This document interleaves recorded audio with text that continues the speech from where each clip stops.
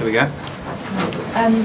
Eddie, when you look at the list of those unavailable, has this been one of the toughest squads you've had to select? Well, we've had good practice over the last 12 months. I think 2017 was characterised by the same situation. We had obviously the Lions tour in June, November. We had a number of players unavailable, so it's becoming a bit of the norm. But the exciting part for us is that we can still pick a strong squad. Opportunities for some players that have been around the fringes, and at the end of the day we name a squad of 35 and there's still a lot of good players being left out. And which selections gave you the biggest headache areas? Well, loose head's been difficult. You know, we've lost Marler through suspension, Genge, Mullen, the rapper, so he's gone. But he might be back during the Six Nations at some stage. So it's given a guy like Hepburn, who's been a good performer for his club. Young probably went on the Saxons tour 2 years ago, so again, great opportunity for him. Of those unavailable, who do you hope, I mean, suspensions, we know when they end, but in terms of those injured, who are you hoping to see at some point during the Six Nations? Well, Marler and Haskell come back in at some stage. Selection depending. Charlie Ewells should be back in at some stage. Who else have we got there? Yeah. Nathan Hughes, halfway through possibly. He's probably rehabbing a little bit slower than we first thought. I don't think we'll see Billy. Zach Commerce has lost a star. So does that mean he's come through his apprenticeship? I mean, well, the situation means that he's got a shorter apprenticeship than was first envisaged. So he's now, fully available for selection. He's done well for Bath, been really impressed by his work rate off the ball. There's a certain hardness about his game. He's always been one of those gifted boys, but now he's doing the tough things, and really impressed, and he could certainly get an opportunity during the Six Nations. And Sam Simmons, has he grown a bit since last time? I think he... Well... Now? Has he been beefing up because you told him to? Well, he's not going to do that in a short period of time, but again, he's been impressive for his club. And the situation is with Billy and Nathan both unavailable, it creates an opportunity for him. Still only got 2 scrum halves in that squad. What's the thinking there? Are you not concerned at all that should injury occur to one of those two, you haven't really seen much of backup beyond them? Yeah, well, we're very clear on who would back them up. Very clear, and we have conversations with those players. Who would back them up then? There's 3 backup halfbacks. There's Robson, Wigglesworth or Velicott, who's really impressed me of late. So we've been in conversation with those 3 guys, and if the situation is that we need another half, we can call one of those depending on what sort of halfback we want. You'd like to have a close-up look at some of those players? Well, I see them pretty regularly. But not you to see. But I'm pretty confident. It's difficult having more than 2 halfbacks in a camp, because then you limit their training time, and training time's so important for us, and that's one of the reasons. So when we've got an extended period of training time, I'll bring more halfbacks in. And there's no Manu at the moment. Do you expect to use him at some point during the Six Nations? Well, I'd like to see him get fit. I think Leicester would like to see him get fit, and that's what we're hoping is going to happen.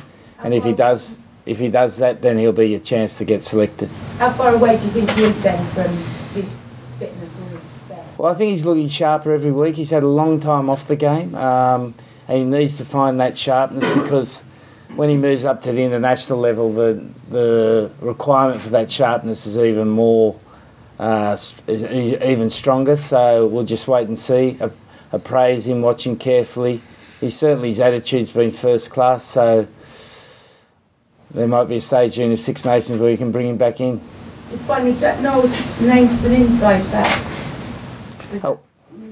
Yeah, we'd like to see him at 13. Like to experiment with him at 13. So we know we've got JJ and Henry Slade there. Tio's another option.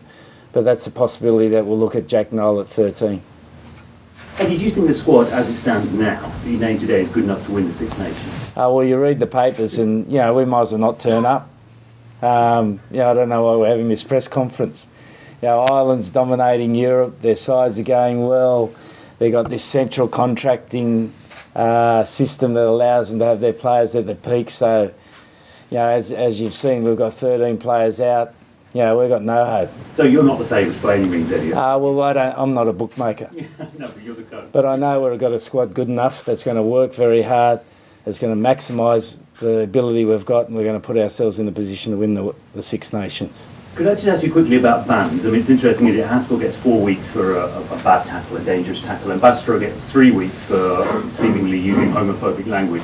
Do you think that balance is right? I mean, some people would look at that and say that the homophobic element should actually take a more serious sanction than a bad tackle. I don't think I'll ever be on a judiciary, ever.